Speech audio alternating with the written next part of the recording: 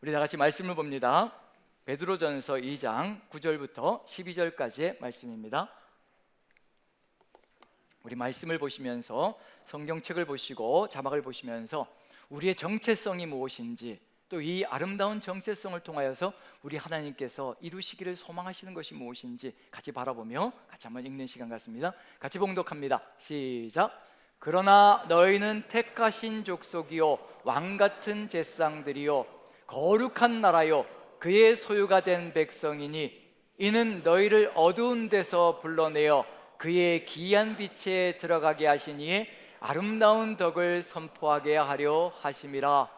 너희가 전에는 백성이 아니더니 이제는 하나님의 백성이요 전에는 긍휼을 얻지 못하였더니 이제는 긍휼을 얻은 자니라. 사랑하는 자들아, 거류민과 나그네 같은 너희를 권하노니 영혼을 거슬러 싸우는 육체의 정욕을 제어하라.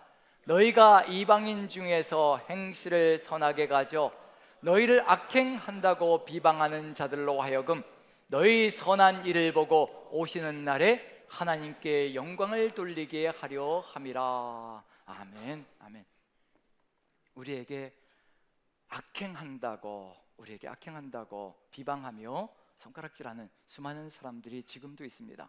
교회가 무슨 이상한 일을 하는 것처럼 그렇게 모함을 하고 또 그렇게 핍박을 하는 그런 세상이 지금도 우리 눈앞에 펼쳐져 있습니다. 이것은 우리 시대만의 문제가 아니라요, 이미 예수 그리스도의 이름이 세상에 전파되는 그때부터 시작되어진 일입니다.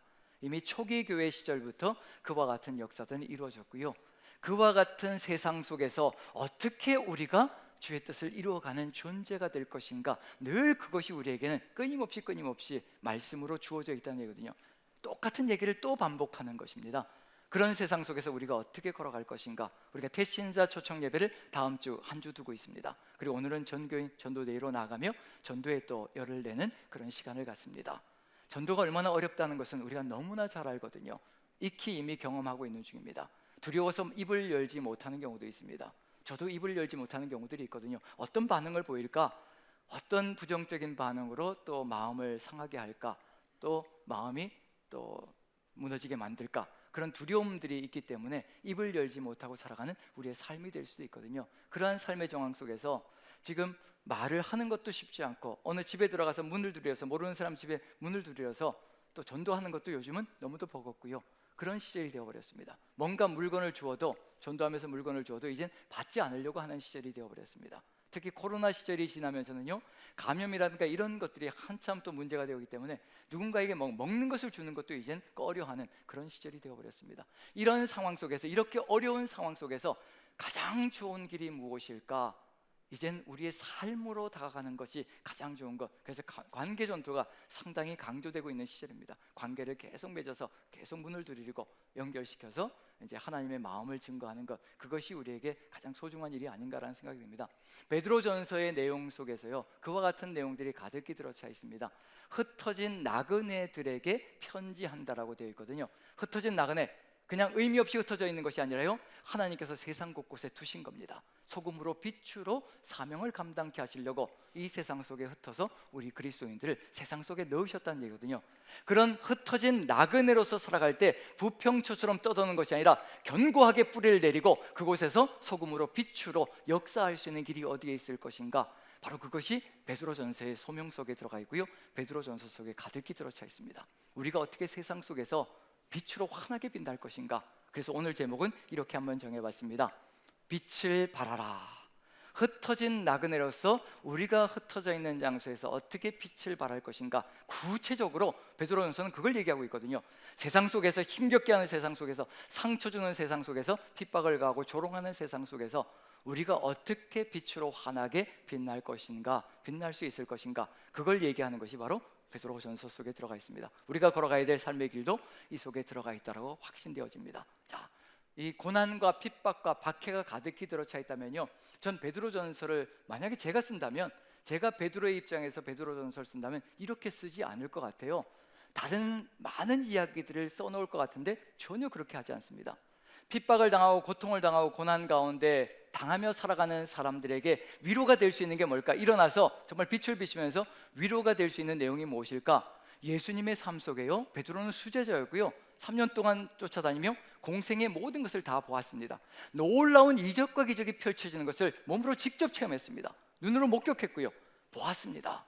그럼 그 속에는요, 죽은 자가 일어나는 사건이 펼쳐졌고요, 죽은 나사로가 나흘이 되어서 썩은 냄새가 나는데도 그 죽은 나사로가 나오라 하니까 예수님의 명령 한마디에 나오는 겁니다. 살아서 나오는 겁니다. 병든 자들이 어떤 병이든지 예수님 앞에 오면 고치지 못할 것이 없었고요, 나병도 그 자리에서 깨끗함을 받는 역사가 펼쳐집니다. 풍랑이는 그 바다, 그 풍랑에도, 바람과 풍랑에게도 파도에게도 명령을 하시니 잠잠해지는 겁니다. 이 놀라운 전능하심이거든요. 이걸 목격했습니다.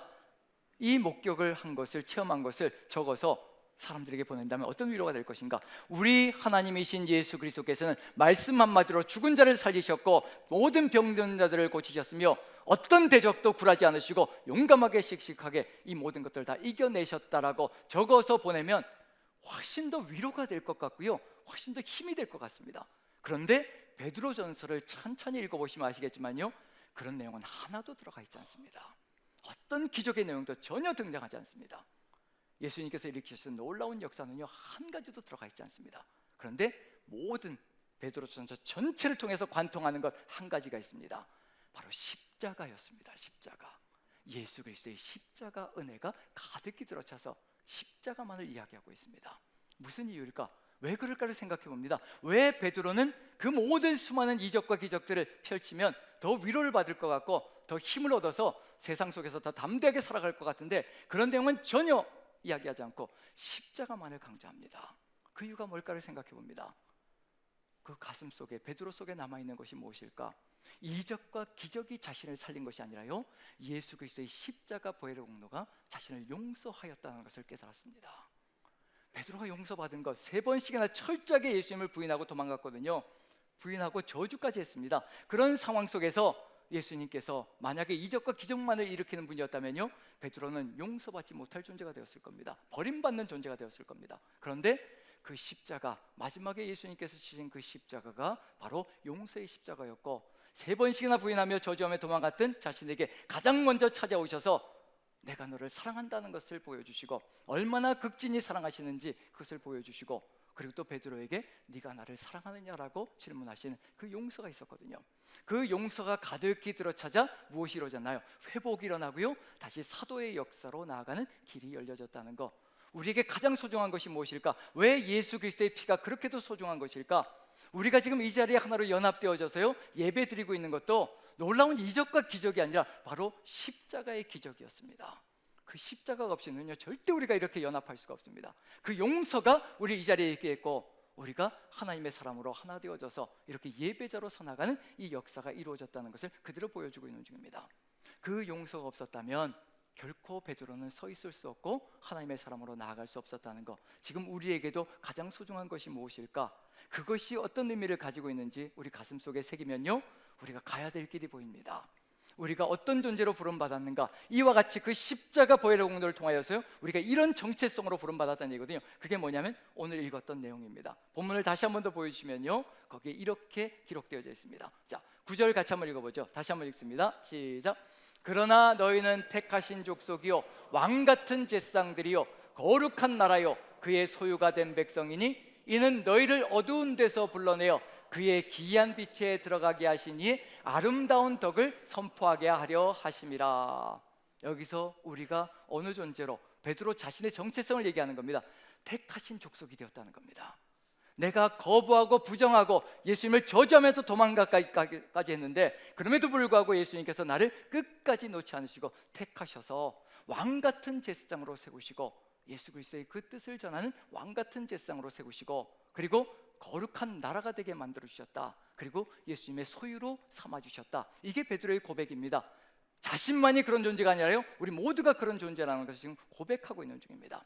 이와 같은 존재가 되는 것, 어떻게 이루어지게 되었는가? 우리가 어디에 있었다는 얘기인가요? 어두운 데 있었다는 얘기거든요. 칠흑 같은 어둠 속에서 죄악 가운데 거하고 있었다는 것을 얘기하고 있습니다. 어둠 가운데 있는 우리를 불러내어서 어디로요? 그의 기이한 빛에 들어가게 하셨다는 겁니다. 그 기이한 빛이 뭘까요? 이게 바로 십자가라는 겁니다. 상상할 수도 없었고 세상 사람들이 바라보면 이상하게 그지없는 것, 놀라운 것, 그러나 우리에게는 너무도 은혜스러운 그 역사, 바로 이 귀한 빛은 예수 그리스도의 십자가 은혜의 비단에 우리를 있게 하셨다는 것. 우리 모두가 암흑 같은 세상 속에 살지만 주님께서는 여기로 우리를 이끌어 가시는 중입니다. 베드로가 이 귀한 빛에 들어갔고, 그래서 베드로가 빛이 되는 겁니다. 빛이 되어서 지금 고난과 고통 가운데 처해 있는 사람들에게 그 빛을 증거하고 있는 중입니다. 우리가 걸어가야 될 삶의 길이 바로 여기에 있다는 것을 그대로 보여주고 있는 중이거든요. 우리가 걸어가야 될 길, 이 귀한 빛에 들어가 계신 이의 아름다운 덕을 선포하게 하려 하십니다. 아름다운 덕이 뭘까요? 예수 그리스도의 그 성품과 예수 그리스도의 그 사랑, 은혜가 이 안에 들어가 있다는 것. 우리가 선포해야 될 것은 다른 것이 아니라 바로 예수 그리스도의 그 아름다운 덕, 예수 그리스도의 성품을 증거하는 것, 그 사랑을 증거하는 것, 십자가 은혜를 증거하는 것이 바로 우리의 사명이라는 것. 그래서 10절을 보시면요, 이렇게 기록되어 있습니다. 너희가 전에는 백성이 아니더니 이제는 하나님의 백성이요, 전에는 긍휼을 얻지 못하였더니 이제는 긍휼을 얻은 자니라. 예수 그리스도의 십자가 긍휼이 바로 구원의 길이고 귀한 빛이며 우리가 살아갈 삶의 길이라는 것을 그대로 보여주고 있는 중이거든요. 그럼 우리의 사명이 무엇일까? 이렇게 상상할 수도 없었던 은혜를 누리고 사랑을 받았고 긍휼 가운데 거하고 있다면 우리가 가야 될 길이 무엇일까? 12절 같이 한번 읽습니다. 이게 바로 우리가 가야 될, 바로 택하신 족속으로서 가야 될 빛의 사명이라는 것. 같이 한번 읽어보죠. 시작. 너희가 이방인 중에서 행실을 선하게 가져 너희를 악행한다고 비방하는 자들로 하여금 너희 선한 일을 보고 오시는 날에 하나님께 영광을 돌리게 하려 함이라. 우리의 선한 행동을 보고 누구를 닮은 모습이요? 예수 그리스도의 아름다운 덕이 들어가 있는 그 삶의 모습을 보고 세상 사람들도 우리를 핍박하고 그리고 비방하면서 조롱하는 사람들까지도 무엇을 느끼게 만들어가냐면 살아계신 주님이 누구이신가를 보게 만들어가는 것, 그걸 지금 얘기하고 있는 중입니다. 베드로가 왜 이런 이야기를 하고 있는 중일까? 베드로의 초창기의 모습은요, 자기 마음에 들지 않는 칼을 뽑아서 귀를 쳐버리는 사람입니다. 다른 사람을 죽여서까지도 내가 원하는 것을 얻으려고 했던 사람이 바로 베드로라는 존재거든요. 자기 감정대로 행동했던 사람, 자기가 원하는 일이 있다면 감정을 다 쏟아부어서 그 일을 이루어가려고 했던 사람이 베드로라는 사람입니다. 그런데 예수님을 만나고 나서, 그리고 또 예수님의 십자가 보혈의 공로가 무엇인지 깨닫고 나서 그 십자가가 무엇인지를 절실하게 깨달은 겁니다. 이렇게 저주하고 도망간 존재까지도 품고 나아가는 것이 십자가의 귀한 빛이고 아름다운 덕이라고 한다면, 이 십자가는 나만을 위한 것이 아니라 핍박하는 사람들까지도 구원하시려는 하나님의 놀라운 사랑이라는 것을 베드로가 깨달은 겁니다. 하나님의 양들 속에는요, 우리의 들어와 있는 양도 있지만 바깥에서 제 마음대로 살아가는 양들이 더 많습니다. 그 잃어버린 양들까지도 찾기 위해서 그 아름다운 덕을, 그 귀한 빛을 증거하기를 간절히 소망하는 겁니다. 지금 우리를 핍박하는 사람들, 직장 속에서요, 가족 중에서도 있을 수 있습니다. 배우자 한 명은 예수 그리스도를 믿지만 다른 배우자는 믿지 않는 경우에 박해를 받을 수도 있거든요. 핍박을 받을 수 있습니다. 직장 속에서 나만 믿고 상급자가 예수 그리스도를 믿지 않는다면 여러 가지 불이익을 당할 수도 있는 삶들이 펼쳐지거든요. 그런 상황 속에서 그들을 저주하는 것이 아니라, 그들을 팽개치는 것이 아니라 그들까지도 주님께로 이끌어 나갈 수 있는 길이 어디에 있을 것인가? 베드로전서는 그걸 이야기하고 있는 중입니다. 베드로 자신이 예수 그리스도의 십자가로 말미암아 구원의 반열 속에 들어와서 사도의 역할을 감당하고 있는 중이거든요.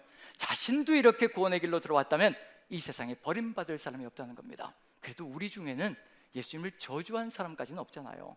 베드로는 저주까지 하면서 부인했는데, 그 베드로가 다시 또 사도가 되었다면 예수 그리스도의 이 귀한 빛과 아름다운 덕은 언제든지 우리의 삶을 통해서 이루어져야 될 것이라는 것. 그래서 빛으로 나가는, 빛을 발하는 삶으로 나가는데요, 빛으로 발하는 삶이 결코 쉽지 않다는 것. 왜냐하면 이제 구체적으로 보여줄 겁니다. 베드로전서는요, 이제 그러면 세상 속에서 빛을 발하는 것, 흩어진 나그네로서 주님의 빛을 발하는 것, 어떻게 살아가는 것인가, 그걸 구체적으로 보여줄 거거든요. 근데 보여주시면 우리가 정말 이걸 따라갈 수 있을까라는 마음이 들어올 수도 있습니다. 왜냐하면 이런 일이 벌어질 수 있거든요.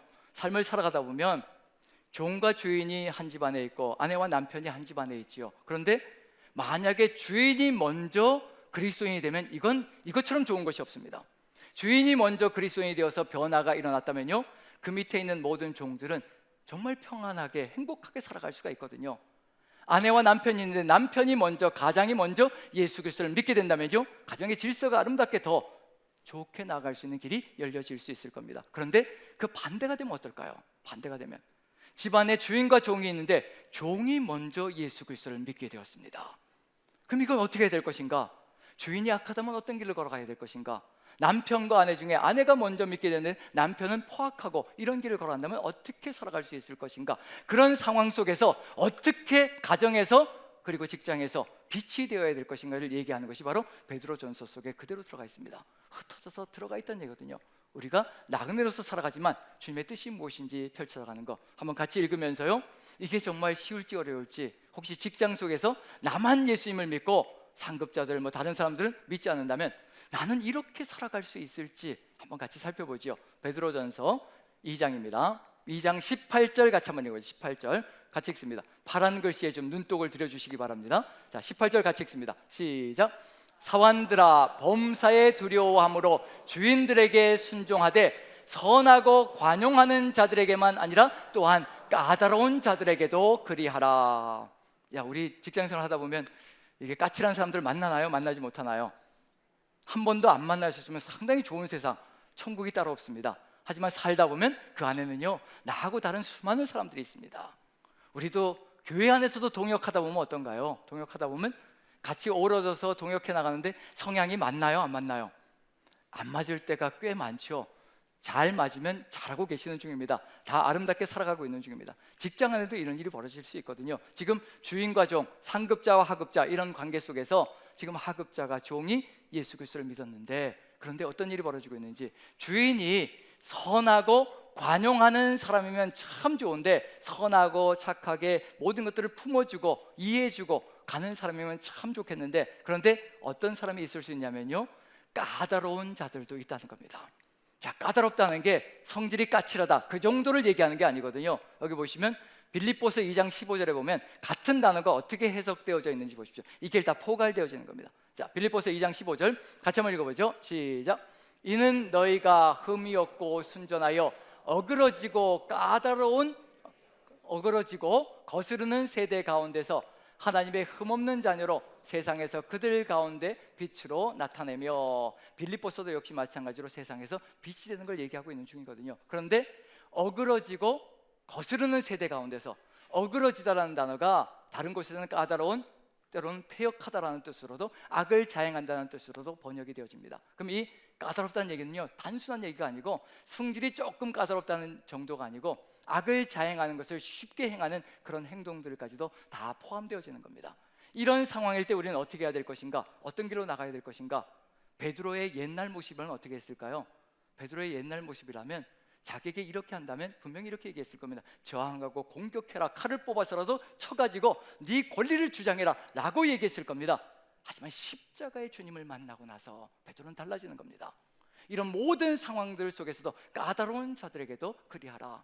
지금 빌립보서 2장 15절에 이는 너희가 흠이 없고 순전하여 어그러지고 거스르는 세대 가운데서 하나님의 흠없는 자녀로 세상에서 그들 가운데 빛으로 나타내며, 그 전에 뭐가 있었을까요? 빌립보서 2장 5절부터 14절까지 무슨 내용이 나올까요? 너희 안에 이 마음을 품으라 곧 그리스도 예수의 마음이니, 그 그리스도 예수의 마음이 아니면요 절대 이와 같은 길을 걸어갈 수가 없습니다. 까다로운 자, 난폭한 자들을요 품고 갈 수가 없다는 얘기거든요. 무엇이 앞서가야 될 것인가? 바로 예수 그리스도의 그 마음이 앞서갈 때 달라질 수 있다는 얘기거든요. 그래서 19절 20절 보시면요, 같이 한번 읽어봅니다. 같이 시작. 하나님을 생각함으로 슬픔을 참으면 이는 아름다우나 죄가 있어 매를 맞고 참으면 무슨 칭찬이 있으리요? 그러나 선을 행함으로 고난을 받고 참으면 이는 하나님 앞에 아름다우니라. 선을 행함으로 고난을 받는 것은 하나님 앞에 아름답다는 얘기입니다. 그것을 기꺼이 받으면서 가는 것, 그게 바로 십자가의 길이고 십자가가 우리의 삶이 되어 있는 삶이라는 것을 얘기하고 있는 중이거든요. 어느 때 가능할 것인가? 하나님 앞에 아름답다고 얘기합니다. 누구 앞에서 살아가고 있는 중인가요? 하나님 앞에서 살아가고 있는 중입니다.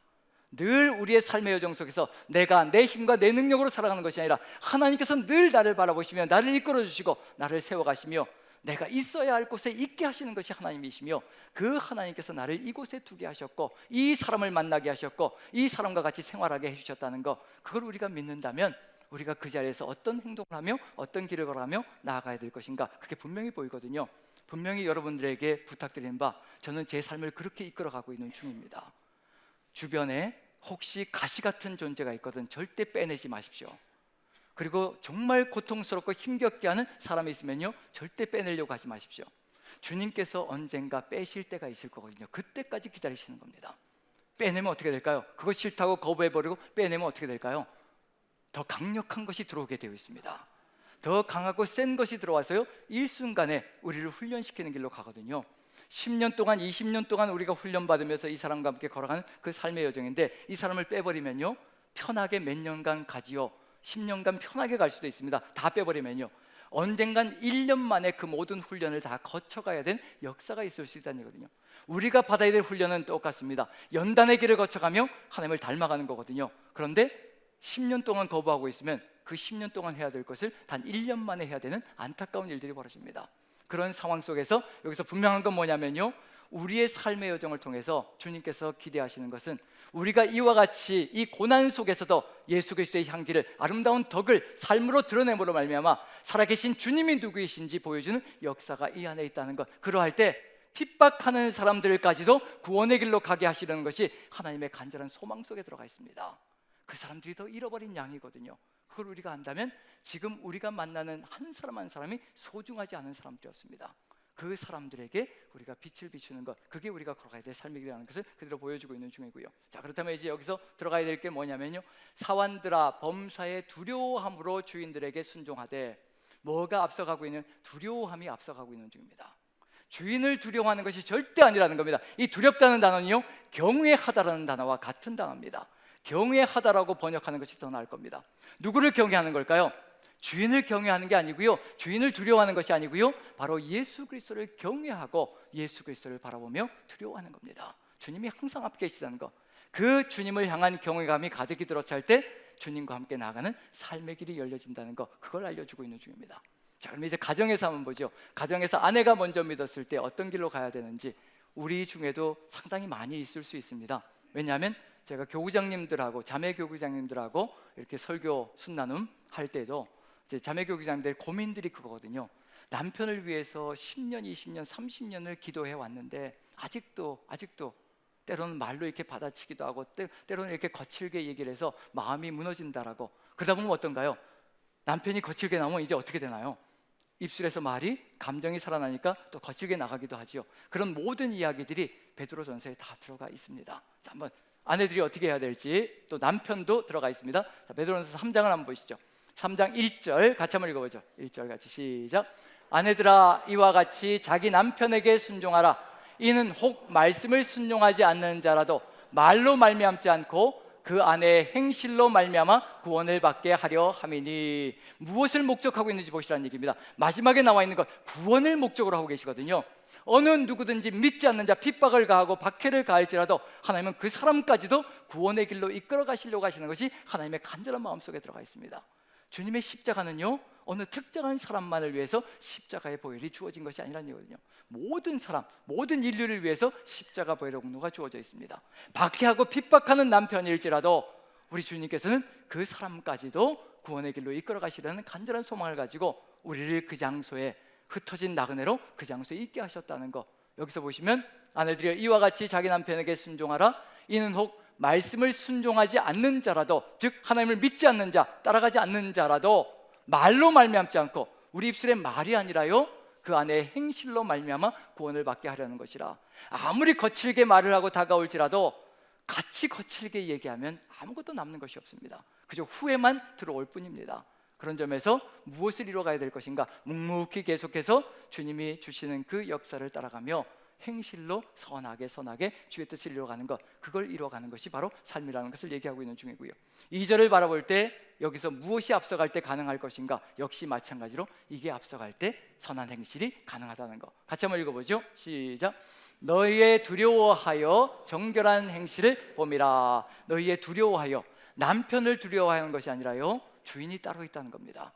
우리의 삶의 주인이 누구이신가? 바로 예수 그리스도가 우리의 삶의 주인이라는 것. 오직 예수님을 경외하면서 나아갈 때 그 행실 하나하나가 정결하게 아름답게 펼쳐져 나가므로 주의 뜻을 이루어가는 아름다운 덕이 선포되는 역사가 펼쳐진다는 것, 그것을 이야기하고 있는 중이거든요.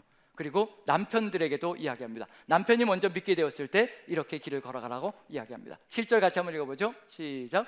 남편들아 이와 같이 지식을 따라 너희 아내와 동거하고 그를 더 연약한 그릇이요 또 생명의 은혜를 함께 이어받을 자로 알아 귀히 여기라. 이는 너희 기도가 막히지 아니하게 하려 함이라. 아내와 동거하고 그리고 아내와 함께 살아가는 것을 절대 멈추지 말고, 믿지 않는다고 해서 내보내서는 절대 안 되고요. 거기에 덧붙여서 연약한 그릇이니 생명의 은혜를 같이 나눌 자로 여기고 귀히 여기라고 이야기를 합니다. 그럼 결국은 아내와 남편이 어떻게 살아가야 될 것인가, 그게 분명히 보이는 거죠. 예수 그리스도의 아름다운 덕을 계속해서 가정에서 그리고 직장에서 보이는 그 삶이 우리에게 일어날 때 예수 그리스도의 그 기이한 빛이 흘러나갈 수 있는 그런 역사가 있다는 것을 펼쳐 보이고 있는 중입니다. 기도까지도 막히지 않게 우리가 누군가에게 말로 받아칠 때요, 기도가 막히기 시작합니다. 우리의 마음이, 감정이 무너지는 것이죠. 그런 점에서 이와 같은 길로 걸어가는 것, 이게 우리에게 간절히 필요합니다. 자, 여러분들에게 한번 여쭤보죠. 이게 쉬울까요? 어려울까요? 예, 쉽나요? 어렵죠. 어떻게 해야 될까요? 저도 어려운 건 너무 잘 알거든요. 왜냐하면 저도 TV 뉴스를 볼 때요, 정말 악한 일들이 벌어지고 있는 것, 이런 것들, 캄보디아 사태 뭐 이런 사태 있잖아요. 거기다 붙여 드라마를 보면 어떻게 사람이 저렇게 행동할 수 있나, 저렇게까지 할 수 있나, 그런 게 보일 때마다 어떨까요? 여기서 뭐가 올라올까요? 분노가 치밀어 올라옵니다. 제 속에도 그게 있다는 걸 알거든요. 그런 사람을 정말 만나게 되고 그런 사람과 함께 하게 된다면 제가 정말 이런 마음으로 나아갈 수 있을 것인가, 그런 두려움이 들기 시작하거든요. 그런데 답은 어디에 있을까요? 답은 어디에 있을까요? 지금 2장 20절까지 읽었습니다. 그 다음에 3장을 읽은 거예요. 2장 20절까지 읽고 3장을 읽었는데 2장 20절 다음부터 21절부터 2장 끝까지요, 가운데 들어간 것이 있습니다. 사환들과 아내, 남편, 그 사이에 가운데 들어가 있는 것이 있어요. 이게 중심이 되어야, 반드시 이 삶이, 이것이 중심이 되어야 우리가 이 일을 이루어갈 수 있다는 거 하나님도 아시는 겁니다. 그래서 중심에다 넣는 것이 있습니다. 누구의 이야기가 들어가 있어야 될까요? 이건 생생한 실화입니다. 있었던 이야기입니다. 우리를 위한 이야기고요. 자, 그런 점에서 누구의 이야기가 들어가 있어야 될까요? 바로 예수 그리스도의 이야기가 가운데 자리 잡고 있습니다. 이 주님을 향한 믿음이, 이 주님을 향한 은혜가 우리 가슴 속에 중심에 사로잡혀 있지 않으면요, 우리는 이 길을 걸어갈 수 없다는 겁니다. 누구를 위해서 이렇게 하셨는지, 주님이 어떤 길을 걸어가셨는지, 그게 우리 가슴 속에 역력하게 중심에 새겨져 있어야 합니다. 같이 한번 보시죠. 베드로전서 2장 21절입니다. 21절 같이 한번 읽어보죠. 같이 시작. 이를 위하여 너희가 부르심을 받았으니 그리스도도 너희를 위하여 고난을 받으사 너희에게 본을 끼쳐 그 자취를 따라오게 하려 하셨느니라. 중심에 이를 위하여 너희가 부름을 받았다라고 분명히 지적하고 있습니다. 이를 위하여, 이 삶을 위하여, 이런 삶을 통하여서 빛을 비추게 하기 위해서 너희가 부름을 받았다는 겁니다. 그게 우리의 중심에 들어와 있어야 합니다. 그리고 누구를 위해서요? 너희를 위하여 그리스도께서 고난을 받으셨다는 겁니다. 바로 세상 사람을 위해서가 아니라요, 바로 나를 위해서 그렇게 하셨다는 겁니다. 이게 기억이 나야 우리도 세상 속에 들어가서 우리가 고난을 받을 때 주님은 이보다 더한 고난을 받으셨다는 것을 우리가 고백하면서 나아갈 수가 있거든요. 우리가 세상 사람들에게 조롱당하는 것과 예수님이 세상 사람들에게, 우리에게 조롱당하는 것과 비교가 되시겠습니까? 하나님께서 십자가에 달리셨거든요. 하나님께서 십자가에 달리셨는데 감히 인생들이, 벌레만도 못한 인생들이 지나가며 네가 십자가에서 뛰어내리면 우리가 믿겠노라고 조롱하며 지나가는 겁니다. 우리가 조롱당하는 건 이건 일도 아닌 겁니다. 전능하신 하나님, 모든 것을 하실 수 있는 그 하나님께서 십자가 위에서 그 모든 조롱을 다 받으시고요, 묵묵히 그 십자가에 매달려 계셨다는 겁니다. 제가 만약에 예수님 같은 권능이 있었고 능력이 있었고 세상을 뒤집어 엎는 그런 힘이 있었다면요, 전 십자가에 매달려 있을 때 몇 명이 지나가며 머리를 흔들면서 조롱할 때요, 그 자리에서 쳐버릴 수도 있습니다. 그게 인생이거든요. 그런데 십자가에 위해서 그것을 끝까지 견디셨습니다. 누구를 위해서요? 바로 우리를 위해서입니다. 그래서 우리가 받는 것 이거 하나는요, 아무것도 아닌 겁니다. 우리가 주님께 베푼 그 고난에 비하면 이건 아무것도 아닌 거거든요. 이걸 기억하는 겁니다. 십자가의 은혜가 얼마나 엄청난 것인지를 가슴에 새기는 사람들마다 다른 길을 걸어갑니다. 이걸 잊어버리는 사람들마다 누군가에게 맞받아치며 공격을 하게 되어 있습니다. 우리가 지금 어떤 존재인가? 우리 중심에 뭐가 새겨져 있는가? 내 자랑과 내 교만이 새겨져 있다면요, 그때부터 무너지기 시작합니다. 왕들의 이야기를 보십시오. 우리가 역대하를 묵상하면서 왕들의 이야기를 보잖아요. 그렇게 하나님 말씀 무릎 꿇고 기도할 때는 하나님께서 놀라운 축복을 주시고 은혜가 가득히 넘쳐났는데, 교만이 싹트오기 시작하자 모든 것이 무너져 내리기 시작합니다. 감사가 사라지는 것이 망함의 지름길이라는 것을 알려주고 있는 중이거든요. 우리가 이 감사 가슴 속에 새기면서 걸어갈 때 우린 세상 속에서 무너지지 않는 존재가 됩니다. 22절 보시면요, 제가 한번 읽습니다. 그는 죄를 범하지 아니하시고 그 입에 거짓도 없으시며 아무 죄도 저지른 적이 없습니다. 우리도 세상 속에서 그럴 수 있죠. 내가 뭐 잘못한 게 있다고 그러십니까? 내가 뭘 잘못했다고? 우리 주님도 똑같은 일을 겪으셨거든요.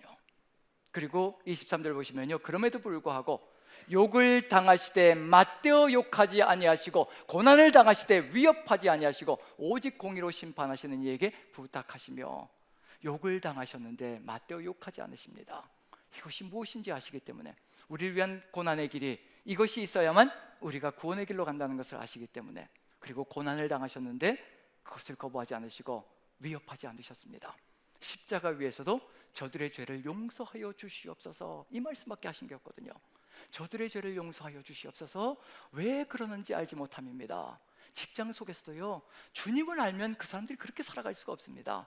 예수 그리스도가 누구이신지 알면요, 그렇게 살아갈 수가 없습니다. 주님을 알면 무릎을 꿇게요, 그리고 낮아질 수밖에 없거든요. 가장 낮아진 존재가 되어서 섬길 수밖에 없습니다. 그것이 바로 주님을 아는 사람의 행동이거든요. 나를 위해서 무엇을 해주셨는지 너무도 명확하게 알게 되기 때문에, 그래서 겸손해지고 낮아지고 어떤 것도 받아들일 준비가 되는 것이 바로 그 삶이 되는 겁니다.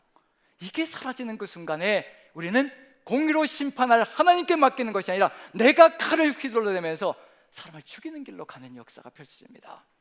공의로 심판하시리 이 하나님께 맡기면요, 죽을 자도 살아납니다. 베드로가 살아났거든요. 저주를 퍼붓고 도망갔던 베드로도 살려주신 하나님, 자신에게 모든 공의를 다 쏟아부으시고 자신에게 모든 죄악의 짐을 다 짊어지시고, 그리고는 베드로도 살려주시고, 그 베드로를 살려주신 그 주님께서는 우리 모두를 살리시길 간절히 소망하시거든요. 하나님께 맡기십시오. 하나님께 맡길 때 나를 해코지 않은 그 사람도 구원하시려고 계획하시며 나를 그곳에 있게 하셨다는 것을 깨닫기 시작합니다. 내가 끊임없이 빛을 비춰야, 내가 끊임없이 주님이 누구이신가를 그 사람들 앞에서 비춰야 그 사람들이 주님이 누구인지 알고 그 악인들까지도 주께로 나오는 역사가 펼쳐집니다. 그러할 때 이러한 역사, 우리 주님의 역사, 이 역사가 우리에게도 펼쳐진 것처럼 그 사람들에게도 펼쳐질 수 있습니다. 24절 25절 같이 한번 읽어보죠. 같이 시작. 친히 나무에 달려 그 몸으로 우리 죄를 담당하셨으니 이는 우리로 죄에 대하여 죽고 의에 대하여 살게 하려 하심이라. 그가 채찍에 맞음으로 너희가 나음을 얻었나니 너희가 전에는 양과 같이 길을 잃었더니 이제는 너희 영혼의 목자와 감독 되신 이에게 돌아왔느니라. 그 주님의 십자가와 채찍이 나를 위한 것이었다는 것을 가슴에 새기고요, 그리고 저 사람, 나를 해코지 않은 저 사람을 위해서도 주님께서 그 십자가 채찍을 맞으셨다는 것을 마음에 새기고, 내가 영혼의 목자 되신 주님께 돌아온 것처럼 내가 영혼의 목자이신 주님의 빛을 환하게 비칠 때 그 상대방도 주님께로 나올 수 있는 길이 활짝 열려진다는 거, 그것을 우리가 마음에 새긴다면요, 오늘 우리가 태신자를 품고 나아가고 그리고 전교인 전도대로 밖으로 나갈 때 어떤 빛을 비춰야 될 것인가? 우리의 감정의 빛이 아니라 바로 예수 그리스도의 그 영광의 빛, 우리가 받은 이 영광, 우리가 받은 이 사랑, 이 갚을 수 없는 이 은혜를 가슴에 품고 나아갈 때 우리 얼굴에서 예수 그리스도의 광채가 빛날 겁니다. 은혜의 빛이 비춰질 겁니다.